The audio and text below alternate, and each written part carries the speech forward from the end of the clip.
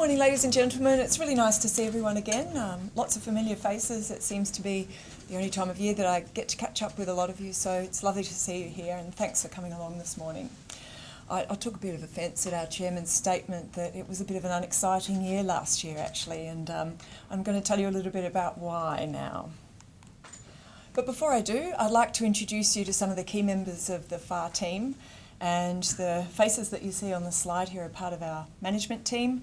And I'd like the guys to just wave, please, so you know who to come and speak to over cups of tea and a biscuit. So Pete Nichols is our exploration manager down the back. They've all been told to stand up and not take the seats, so yeah, hopefully you'll find we're all wearing name tags. Pete Nichols is our exploration manager. He's in the centre at the top. Pete Tyson, you've already been introduced to. Top left, he's our company secretary and CFO. Far right is, on the top, is John Keel, our chief geoscientist.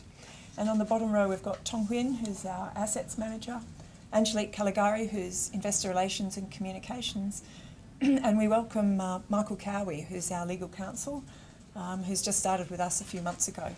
And believe me, it feels like he's been with us for 5 years, not just 3 months. A lot of our other staff members are around here, and thank you all for coming. It's one of the only times of the year I get to formally thank all of our staff for all of the work they put in over the year. And so consider yourself thanked. It's much appreciated, and we'll all go out for lunch after this and celebrate another year. So our company in 2017, it hardly feels like a year has gone past really since we were last here, but when you look at all the things that we've undertaken in the last 12 months, it's certainly been busy. You know, I don't think an unexciting year is one where you drill 5 wells, including 2 new discoveries offshore Senegal. I think we're just getting a little bit complacent about drilling all these successful wells. Just to refresh your memory, to date, we've drilled 11 wells offshore Senegal. All of them have been oil discoveries, and none of them have been failures. And I think that has to be a first for a small company. We were touted as the most successful Australian oil and gas exploration company for about 10 years, and that's a mantle I think we'll happily wear. And not only did we drill another 5 wells as part of our Senegal joint venture last year, including 2 new discoveries, but we farmed into 2 blocks offshore Gambia, and we'll talk a little bit more about those later. But that's really exciting for us because we've managed to pick up the extension of the Senegal trend down into the Gambia.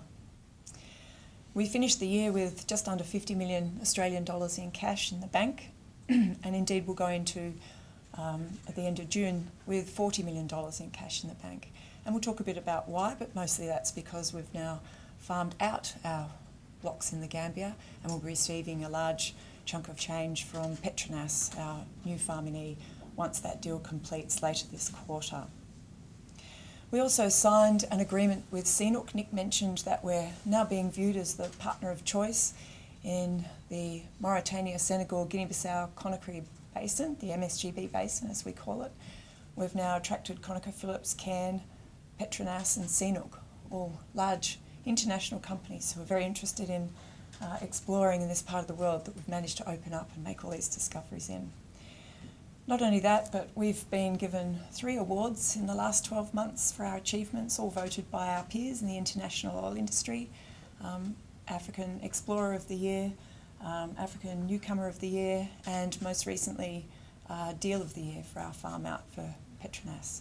So it's really nice to be recognised amongst our international peers as well. Everyone's always interested in the share price, as are we. It's hard to ignore the oil price when you're looking at share prices of oil companies, even though we're not a producer of oil.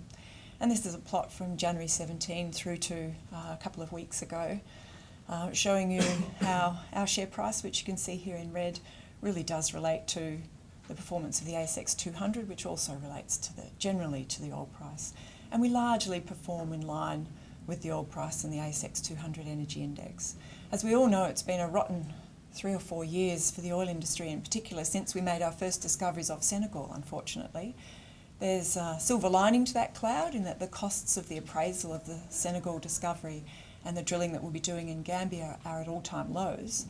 But it's frustrating for our shareholders, of course, when our share price is not moving, particularly with all the great news that we're putting out. I'm hoping that with some of the great catalysts that we've got coming up in the second half of 2018, that our share price will ride the wave of a growing oil price and start to see some recovery, which would be fantastic.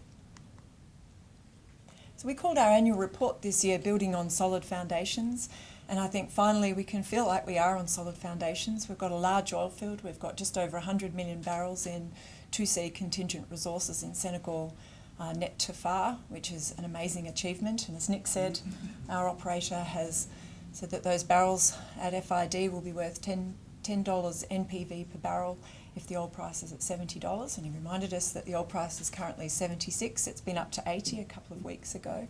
So there's huge latent value locked up in those barrels offshore Senegal to date.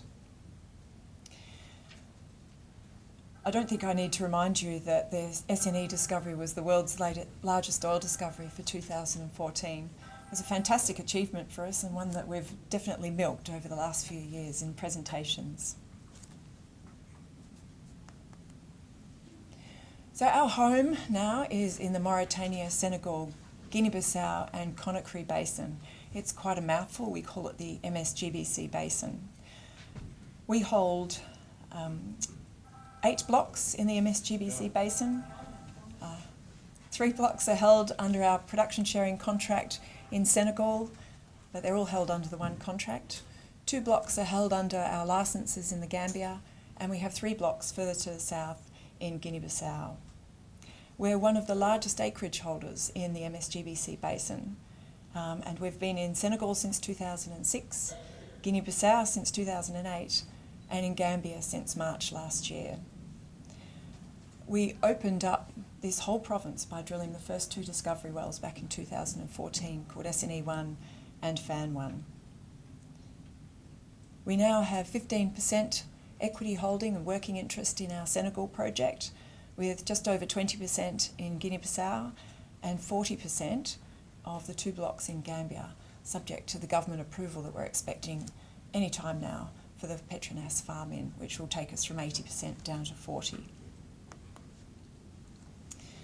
So this slide I love dragging out because it's fantastic. This map looked very different before we drilled our SNE-1 well, and certainly most of the acreage offshore Senegal wasn't even licensed, and there were no majors exploring in this part of the world. Now we've seen BP join Cosmos over a year ago to the north of the Dakar Peninsula at the top half offshore Senegal, and they are going to be reaching FID on a very large gas development that will take place on the border of Senegal and Mauritania, developing about 40 TCF of gas. And they'll take that FID in mid-2019, about the same time as we will, for our oil development to the south. CNOOC has been active in the area. They farmed into some acreage in an area called the AGC between Senegal and Guinea-Bissau, and they are due to be drilling a well in the next couple of years there, following on from our Gambian well. Of course, we have our alliance with CNOOC now, and we're actively looking for new acreage together under our Area of Mutual Interest agreement. It's wonderful for a company like FAR to have attracted a major international oil company as a partner for the future in this area. Of course, CNOOC brings all of the development expertise, the balance sheet and the grunt, and FAR brings all the local knowledge, local geological knowledge, and the government relationships that we have in this area, which most big companies actually struggle to establish, because it takes a lot of effort for a big company to set up a new venture in a new country. We've seen the entrance of Total, the French national oil company, last year when they were awarded a block to the west of our acreage in Senegal called the ROP block, Rufisque Offshore Profonde, and it's about where the green label for the Fan oil discovery is the Total block. And most recently, of course, Petronas have farmed in to join us in Gambia. Stellar Energy Advisors out of the UK announced last year in one of the conferences that the SNE discovery single-handedly saved African exploration. We've seen almost no exploration wells being drilled around Africa for the last 2 years, and we're only just now starting to see companies planning for some exploration activity around the west coast of Africa.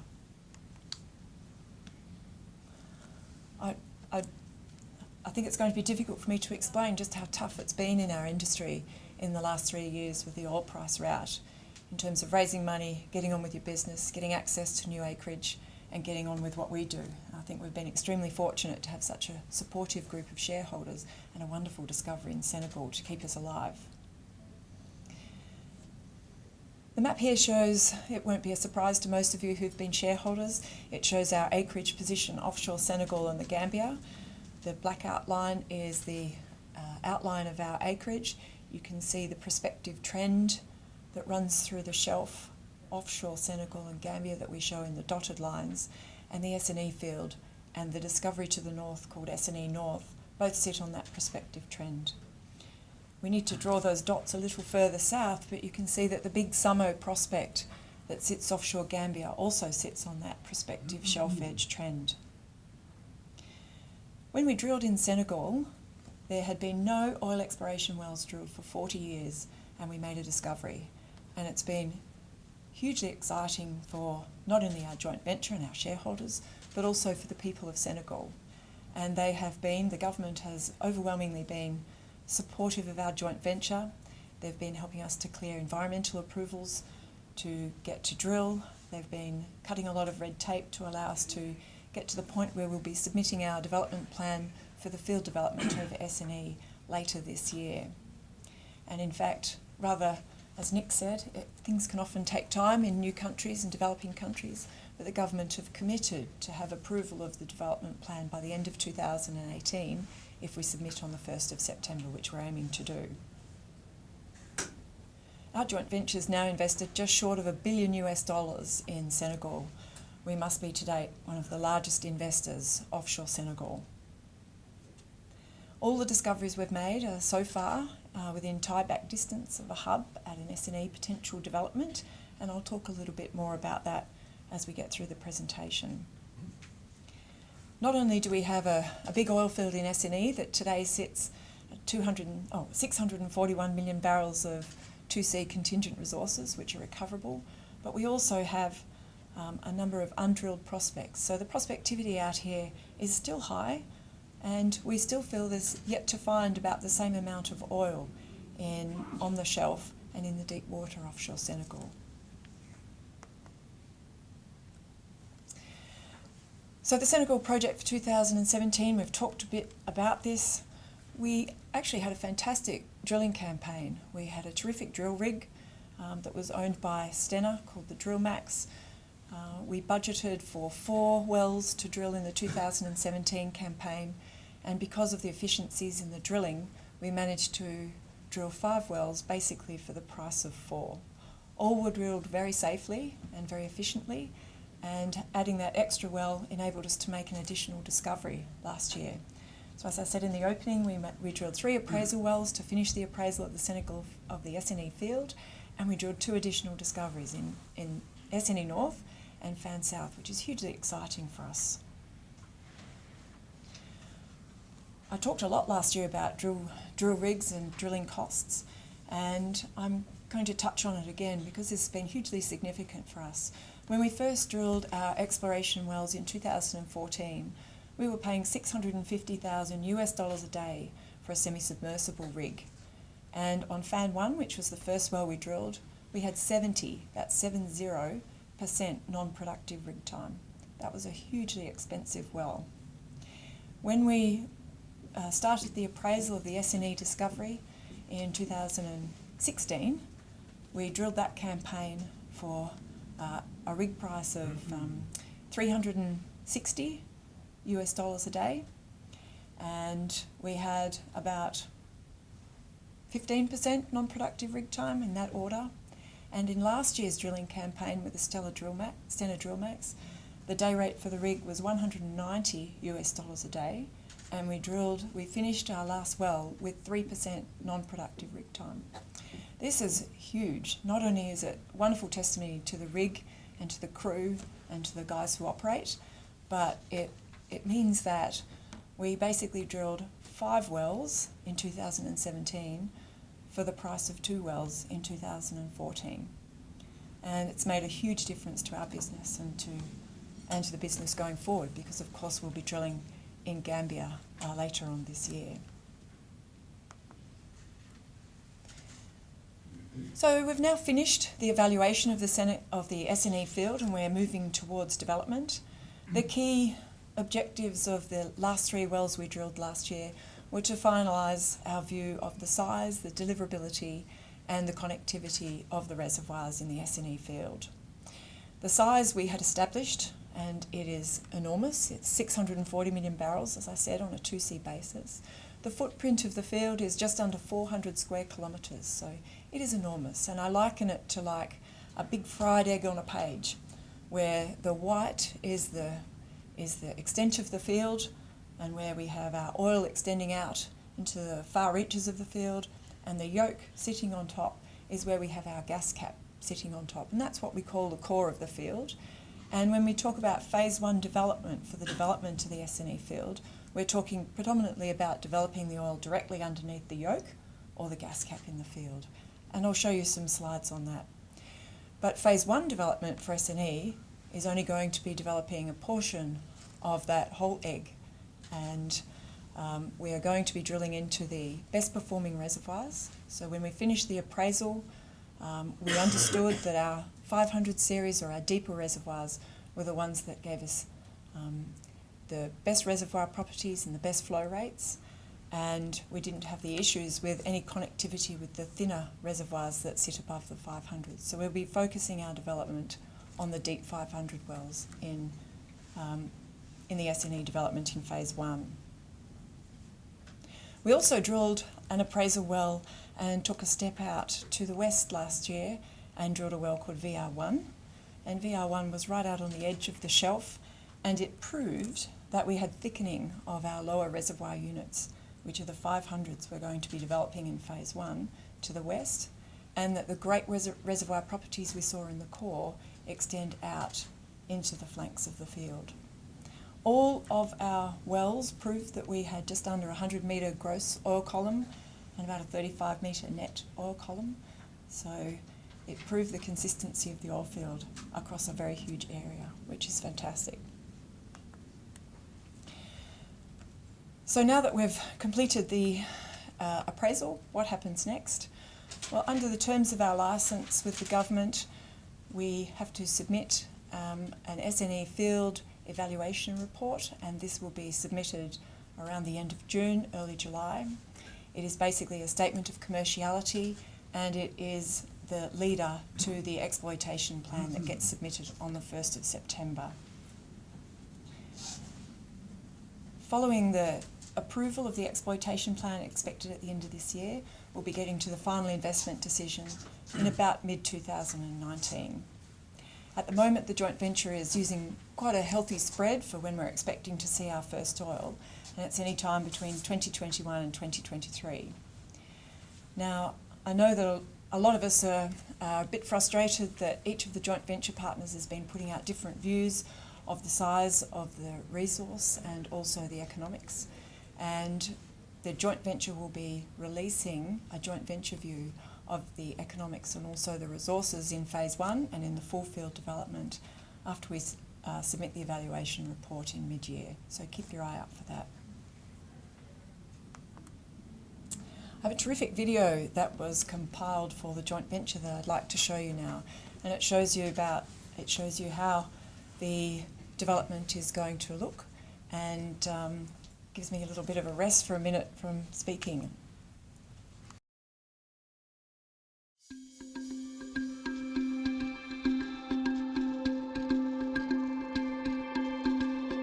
Located in the Sangomar Deep Offshore Block, 100 kilometres south of Dakar, is the SNE field.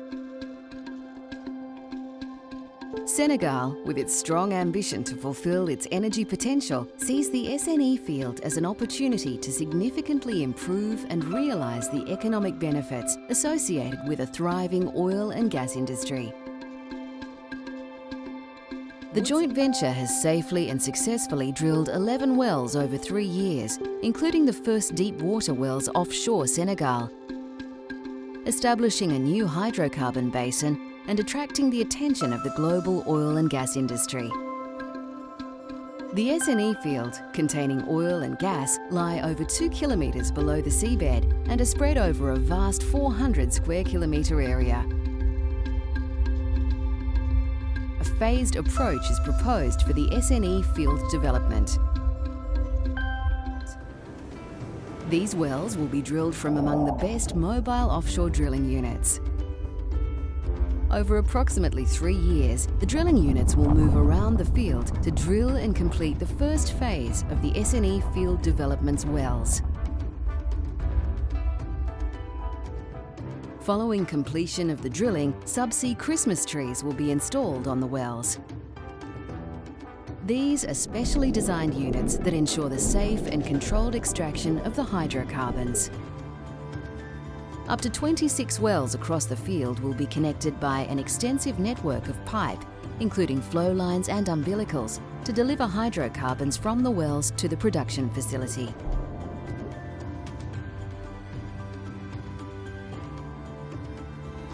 A floating production, storage and offloading facility, or FPSO, has been assessed as the most effective technology to produce and store the oil from the SNE field. Permanently moored in water depths of approximately 780 metres, the FPSO's riser system will take at least a month to install.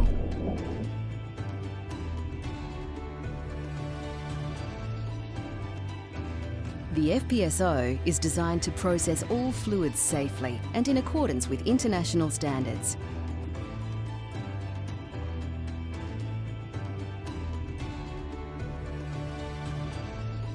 The system is designed to support future phases of the SNE development, incorporating learnings from the initial phase, tiebacks from discoveries in the area, and potential gas export to Senegal.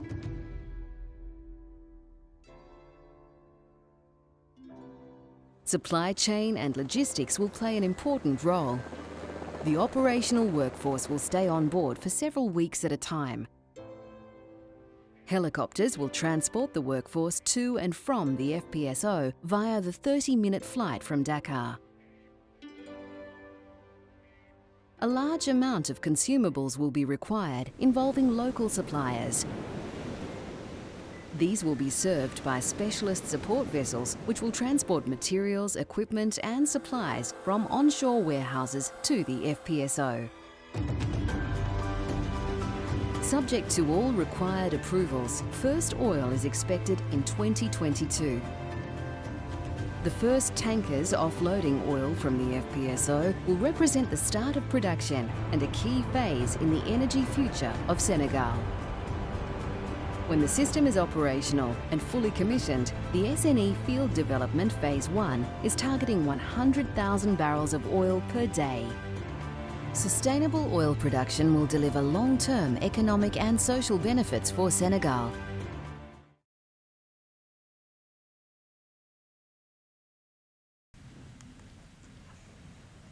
So I don't need to explain anything about the development now. I think you're all full bottle after the video. I think I do want to highlight a few things, and the first is that this will be the development plan that we submit to the government is going to be a full field development plan, and it's going to be in phases. As you've seen, we're going to have a standalone FPSO, and there will be expansion capacity built into that FPSO to allow us to tie back in other discoveries and also the flanks of the field as we progress the phases of the development. The economics, as I said, in detail will be released in early July, at the end of June, once we've submitted the evaluation report.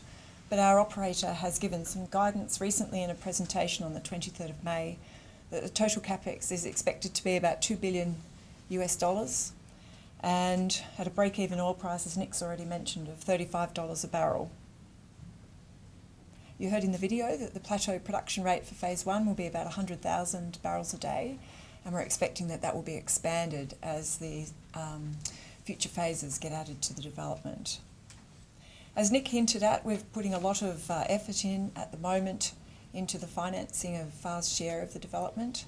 It's likely that the government will elect to creep their current 10% interest in the project up to 18%, which is their right under the contracts. This means that FAR's percentage in the development will be about 13.7% net interest, And if you take 13% of $2 billion of CapEx and add in some fudge factors, which I'm sure are going to come, you can see that we're looking at about a $400 million commitment to FAR. And as Nick said, that doesn't frighten us. There are a number of projects that we've developed. We've been pleasantly surprised with the attention that this project has got around the world from potential financiers, and we'll be releasing some details of how we're going to finance ourselves later on in the year. That's still coming together. I thought I'd take you back to drill rigs again. Drill rigs are a huge portion of the cost of our development. About 60%, in fact, of the costs of the drilling is going to be consumed in drilling. And I found this report from McKinsey that was released in March showing the average demand for floating drill rigs, global average demand, annual demand for floating drill rigs for the past few years and forecasting out to 2030. You can see when we drilled in 2014 our original discovery wells, rigs were in demand and hence prices were very high. Where we sit today in 2018, we're just coming off an all-time low, and we've managed to secure the Stena Drill Max for our drilling campaign in Gambia at the 2017 prices, which is a fantastic outcome for FAR and our partners in the Gambia. If you consider too that we're going to be undertaking all the development drilling for the SNE development in 2019, 2020, if we can lock up the drill rigs today or in the next 6 months to a year, we'll be drilling our development wells also at very low prices compared to where the future demand is looking and where the past prices have been. This is all a great outcome for FAR and its joint venture partners in all our projects. None of us can avoid looking at the oil price, unfortunately, and as you can see in this chart, the orange line shows the historical oil price over the past 4 years, and then this is again a McKinsey report where they've looked at a potential high oil price scenario, the lower for longer concept that you hear touted by most of the oil companies are planning on the lower for longer oil price, and then the lower forever, the really pessimistic view. The star shows where the oil price sits today, so we're actually outstripping even the positive view of the oil price. So I think all I can take away from that is that nobody really knows where the oil price is going to be in the next couple of years. So don't depend or don't rely too much on what you see in long-range forecasts for the oil price. Saying that, most economics are being done now. Most companies are revising to do their economics at around a $60 oil price. So there's still some fat left in a lot of that if the oil price remains up in the 70s. Nick's already talked to the arbitration. I thought I'd put a slide in just to reinforce what Nick has been talking about, which is that FAR is actively pursuing their rights under arbitration and their right to preempt by claiming declaratory relief. I wanted to correct a few misunderstandings. Perhaps we get asked a lot of questions about the arbitration, so I want to be very clear that we, FAR, are the claimant. The respondent is ConocoPhillips Senegal BV, but we've actually been advised by ConocoPhillips that it transferred the shares in that entity to a Woodside affiliate, and that company has actually been renamed to Woodside Energy Senegal BV. As Nick mentioned, the president of the arbitral tribunal was appointed by the ICC International Court on the 13th of April, and the time limit for establishing the terms of reference for the hearing are being set currently by the president, and they will be released on the 29th of June. We were advised of that on the 25th of May, a few days ago.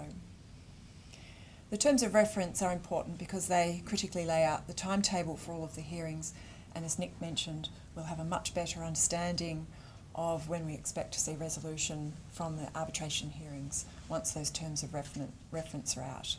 Now, please don't hold me to that date. The ICC sets a lot of deadlines, and as we've seen with the internal deadlines set over the last 12 months, applications for extensions, predominantly from the other side, have been granted, and this deadline is subject to no extensions being granted by the ICC.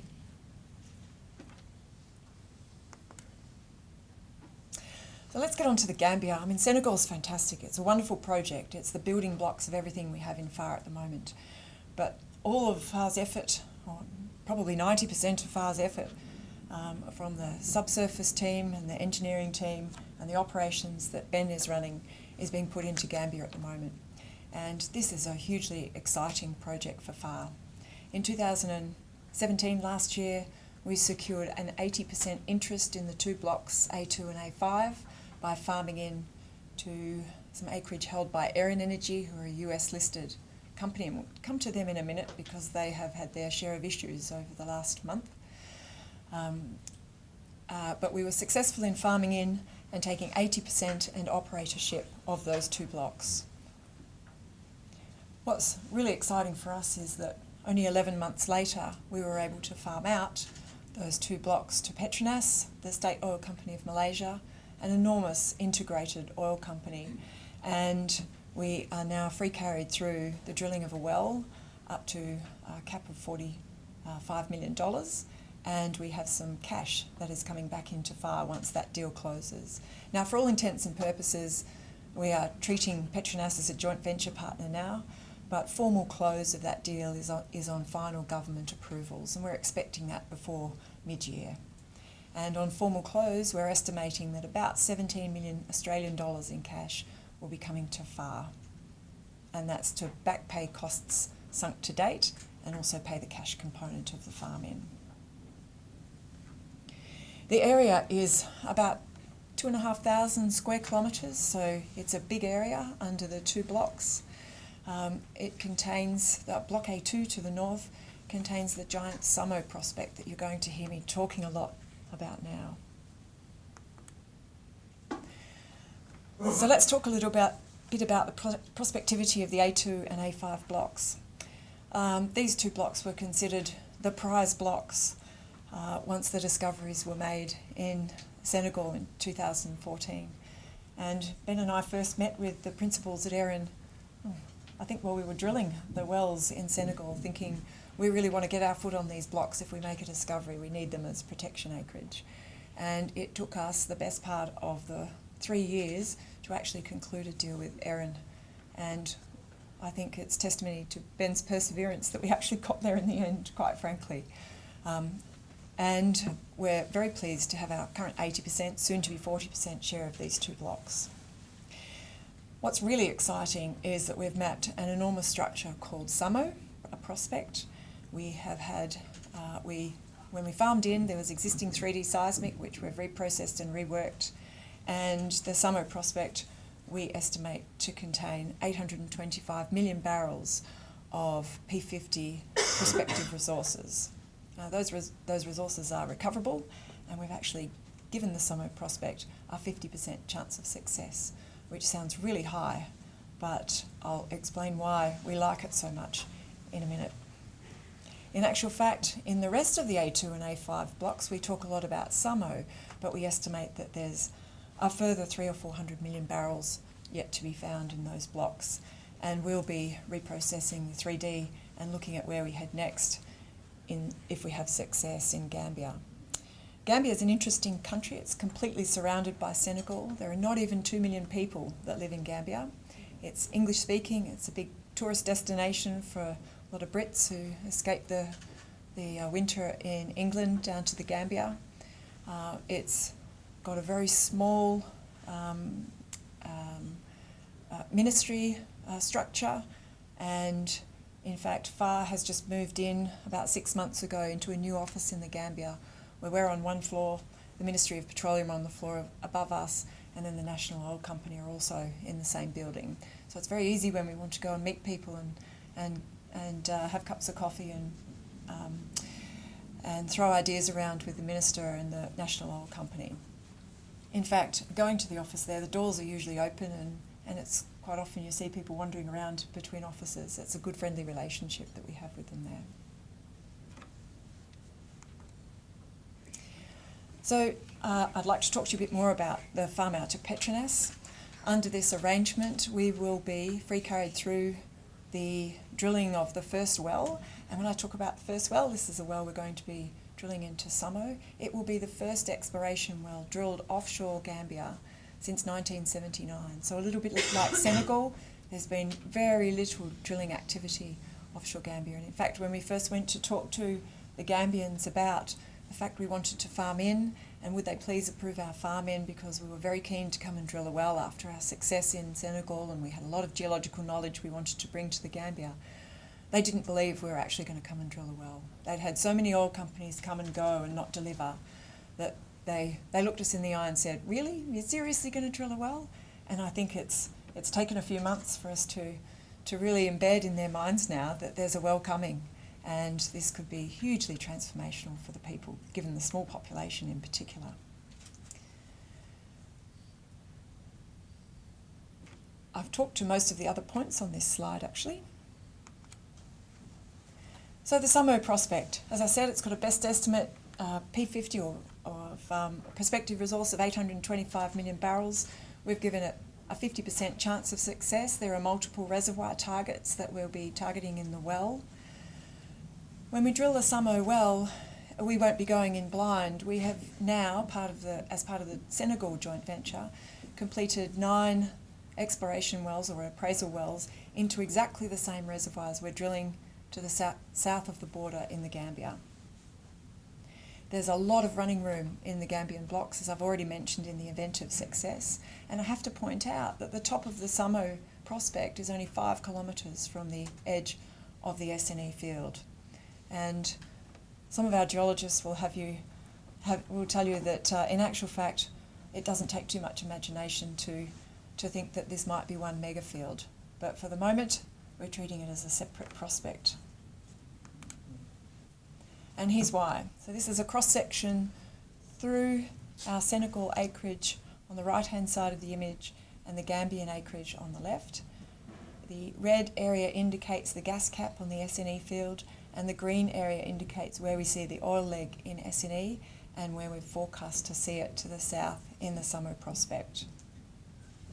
We know that there's a prolific working source rock out here because we have 3 billion barrels of oil in place to the north in Senegal.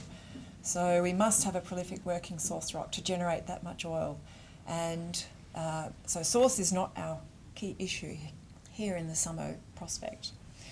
We're also going to be drilling into the 400 series reservoirs that we drilled in Senegal. In Senegal, we saw them as quite thin and not often connected.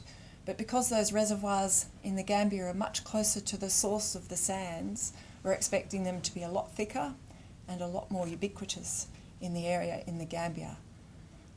We've talked before about the sort of depositional environment in Senegal as being one where we had sediment waves. And what that meant was in our upper sediments, we would have a wave of sedimentation and then another wave and then another wave.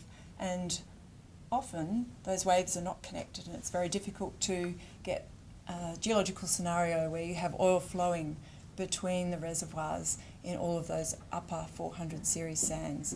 Down in the Gambia, that's not the case. We have much thicker waves of oil that cover the whole area, and we're hoping to prove that in our well that we're about to drill. Some of these sands are in the order of 300 to 400 metres thick, so this will be very exciting for us when we drill later in the year. And I do have to reinforce that we're yet to drill a dry well on the Senegalese side, so there's not much pressure at all on Ben and Lee and the team to have success down in the Gambia. So we're very thrilled. I spent some time talking about the drill rig earlier, and that was deliberate. We've got exactly the same drill rig with the crew, largely the same crew and team drilling the Gambia that we had last year when we had a very successful drilling campaign in Senegal. The rig at the moment is warm stacked in Las Palmas, and a group of us are going to go out there in July for the handover, and we'll be expecting to be drill ready any time from September 1, with a likely spud being around October or somewhere in Q4. A final drill location will be announced in July, and as I said earlier, we've got 40% of this project and we're fully funded through this well. A couple of weeks ago, Wood Mackenzie announced their annual wells to watch for the year, and it was thrilling to see that our Samo well was included in the annual Wells to Watch around the world. And I don't know if anyone saw the list, but we're amongst some very salubrious company. I think we must be by far the smallest operator in the group of wells to watch. Nick wasn't exaggerating when he said that there's an awful lot of preparation going on in FAR to be drill ready for the Samo 1 well. It is a huge exercise for a company the size of FAR to be an operator of a deep water well. We're relying heavily on the experience of the team that drilled the last, or managed the last few drilling campaigns for our outfit in Senegal, and they'll all be working with us on the Samo 1 well. In fact, it might surprise you to know that we've hired ConocoPhillips as drilling manager as part of the team as well. And he's fantastic, he's a gun, so we're very happy to have him on board. So it's not all acrimony between ourselves and ConocoPhillips. We're now at the point where we have our environmental impact assessment approval through, and stakeholder engagement is ongoing with all of the environmental stakeholders in country. FAR took over operating rights about 324 days ago. We're yet to have a lost time due to injury. Obviously, that's going to get a lot more active in the next few months, but we plan to stay safe and efficient in our operations. All of the contractors that we're hiring to work with us are essentially based out of Aberdeen in the North Sea, which is the home of drilling for this part of the world, and we operate under UKOA, which is the UK Offshore Operators Association, safety standards and regulations when we're drilling. So a highly skilled team we've got on board under our FAR management structure. We're very lucky to have good relationships with Cairn, our operator in Senegal, and we have signed a contract to use the shore base for the period for drilling the Samo well. So our base of operations for drilling will be in Dakar. Unfortunately, the port in Banjul in Gambia is just not up to handling the weight of the equipment and also the vessels that we need to support the drilling operation. So we'll be running out of Dakar. So we are renting from Cairn the shore-based facilities, the office, the people, everything. So that's fantastic. It's a facility that we know very well, having been involved with it for the last 3 years. And as I said, we'll have our final well location by early July. So it's getting very exciting. It's not far away. It's only a month or so. I'd like to just touch on our other projects now around the world. Guinea-Bissau, we mentioned earlier, are the 3 blocks we have. Further down, the SNE shelf edge trend. We've identified a big prospect called Atom, which appears to house 471 million barrels of oil on a best estimate basis. We are a 21.4% partner in this joint venture, and Svenska, who are a Swedish company, are the operators. We are jointly farming down for a well our Guinea-Bissau acreage right now. So we're hoping to get an operator to come in to drill that well for us sometime before 2020. So as Senegal is maturing and Gambia is starting to get exciting, Guinea-Bissau is the next cab off the rank for FAR. And there's a lot of upside potential on a proven play down here. So this is starting to get more of our attention. I hope that we can bring you some news on that later in the year. Kenya, well, this is really unfortunate. FAR's had this block since 2006 in the Lamu Basin. As you can see from the map, the block extends about 1/3 onshore and 2/3 offshore.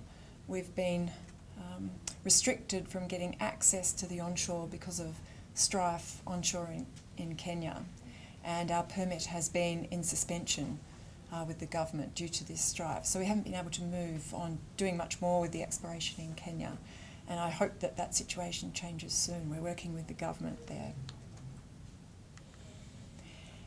In Australia, we have a block on the northwest shelf called WA 458 that we were awarded about 5 years ago now.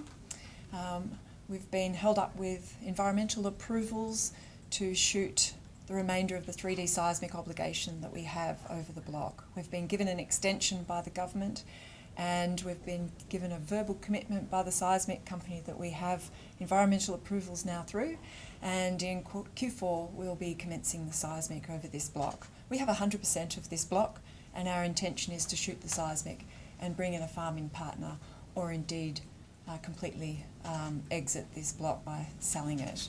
Our focus is well and truly on the Mauritania, Senegal, Guinea-Bissau, Conakry Basin. We take great pride in our community projects. It's wonderful for our people to get involved in them, and it's wonderful for the people in the local communities to benefit from having big companies come and explore their offshore waters. Last year we completed a number of terrific social programs in Senegal, and we've now completed, just starting this year, 3 projects in Gambia, and as we announced yesterday, we're about to undertake the renovation of a maternity wing of a hospital in Banjul. I said in one of our quarterly reports, after we had renovated one of the primary schools in Senegal, and just to put you in the picture, a complete refurb of a primary school that houses 500 to 600 children in Senegal, which means replacing the roof, which is generally just a tin roof, painting, replacing blackboards, donating a computer, building a toilet block, etc. Costs about $10,000. This is not hugely expensive, and yet the goodwill and the benefits it brings the community are amazing. One of the fantastic things that we learnt about our last primary school renovation is that young girls drop out of school at about the age of 12 once they reach puberty, because there are no toilet facilities in a lot of these schools, or if there are, they're typically holes in the ground that are shared with boys and girls. And just by building toilet blocks in the schools, the attrition rate of young girls in the primary schools has dropped. So isn't it wonderful that just by building toilet blocks we've managed to enable young girls to be educated? So all of our projects have got similar wonderful side effects. Ben's been at the forefront of running the social programs in Gambia. We've donated bins to a local market, which is a huge tourist area, mostly run by women who are selling their crafts, and to allow bins and keep the place clean means that there's more tourist dollars and more tourists coming through, and it's got a great knock-on effect for the community. And likewise, we love renovating the primary schools. That's something we're going to keep doing, and we renovated a very big one in Gambia that held 2,000 young students and had, was it 4 toilets? 2 functioning toilets. 2 functioning toilets before we renovated for 2,000 kids. So it's not only is it great for the kids, but can you imagine the health issues with having poor sanitation in these schools? So it's really rewarding for us. We continue to donate our fast soccer balls. That's always really popular, and it creates lots of goodwill with the communities, of course. Senegal's in the World Cup. Senegal's in the World Cup. Soccer is their national sport, and they love their Lions. Soccer and wrestling are their 2 national sports, and they love their Senegal Lions. I don't want them to meet Australia. That'll be a challenge. So we've got a big year ahead of us this year. We've just finished a big year, regardless of what our chairman says, and we've got another big year up ahead. And I think most of the big value drivers, fortunately for our shareholders, are coming in the second half of this year, hopefully with a tailwind of a good oil price. And those big value drivers are, of course, putting out there the joint venture agreed numbers for Senegal. I think once that's out there and clarity around how we're financing the development comes to light, that'll take a lid off our share price. Submission and approval of the field development plan is really important. It removes that contingency to those resources that we'll be taking through to reserves. And the big one for us is drilling the Samo well. We think that's got the ability to add enormous value to FAR. If you think that we have 100 million barrels of oil to our name in Senegal for our 15% today, and our market cap is 500 million Australian dollars, imagine what it would look like if we had 40% of 800 million barrels. I mean, that's 250 odd million barrels to our name. I mean, that's just the mind-boggling where we could go if the market recognises great success we have in the Samo 1 well. And of course, at some stage during the next 6 months, we'll be getting some clarity about the arbitration. So we look forward to bringing you all of this news. But rest assured that we're going, after lunch today, we're going straight back and it'll be heads down on making sure that we get this summer well delivered this year. That's hugely exciting for us and for our shareholders, I know. Thank you very much for your attention.